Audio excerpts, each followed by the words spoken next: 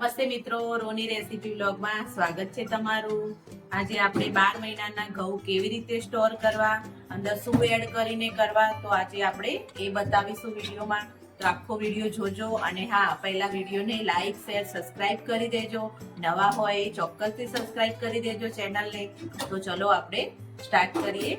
ઘઉં કેવી રીતે સ્ટોર કરવા 12 મહિના માટે, તો સહેજ પણ જીવાત ના પડે અને આપણે જોવા પણ ના પડે ને વધારે સાચવવા પણ ના પડે। તો ચલો આપણે શરૂઆત કરીએ।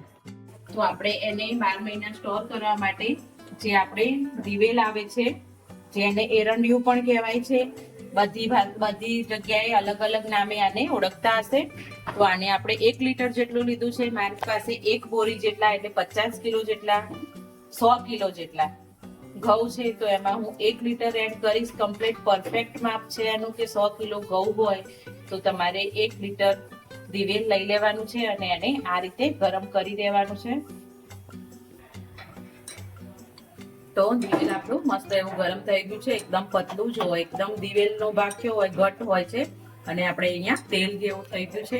તો આને આપણે થોડું ટેમ્પરેચર ઓછું કરી લઈશું, એટલે થોડું ઠંડુ થવા દઈશું, પછી જ આપણે એડ કરીશું અંદર। તો આગળની પ્રોસેસ હવે ચાલુ કરીએ। તો આ ઘઉં આપણે ઘરના છે અને આપણે સાફ કરી અને કમ્પ્લીટ અંદરથી સાફ કરી દીધા છે। તો આ રીતે એક મોટું તગારું હોય એ લઈ લેવાનું અને આવી રીતે આખું પૂરું નથી ભરી દેવાનું, એને અડધું જ રાખવાનું છે કે જેથી કરીને આપણને હાથ ફેરવતા અંદર ફાવે। અને આ અમારા ઘરના ઓર્ગેનિક ઘઉં છે, યુરિયા ખાતર વગરના છાણિયા ખાતરના ઘઉં છે આ।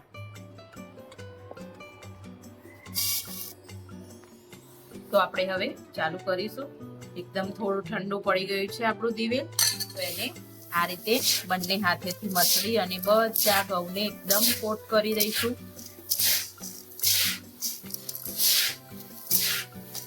આ રીતે ઉપર નીચે કરી અને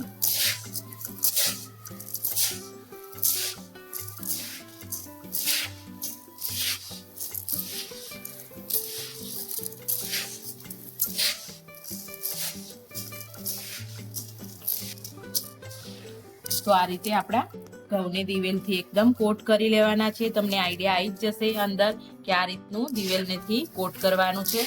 તો આ રીતે હવે આપણે સ્ટોર કરવાના છે, એટલે એના માટે આપણે આ રીતનું પીપળું હોય છે, આ સ્ટોરેજ પીપળું છે ઘઉં સ્ટોર કરવાનું। તો આ રીતે આપણે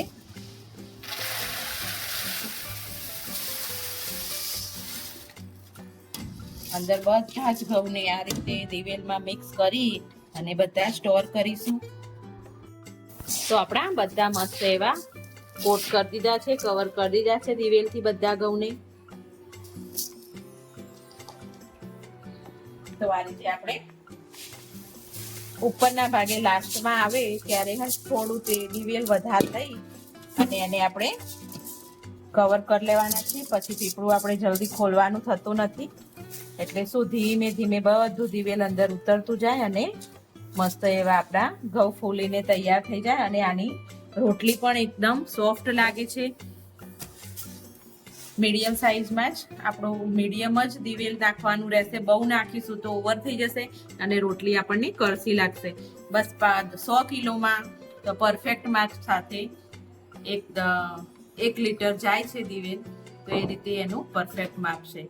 તો તમે પણ તમારા ઘરે આ રીતે ટ્રાય કરજો ઘઉંને સ્ટોર કરવાનું, અને તમે તમારા ઘરે કેવી રીતે સ્ટોર કરો છો એ પણ કહેજો ચોક્કસથી કમેન્ટમાં। તો વિડીયો ગમે હોય તો લાઈક કરજો, શેર કરજો, સબસ્ક્રાઇબ કરજો।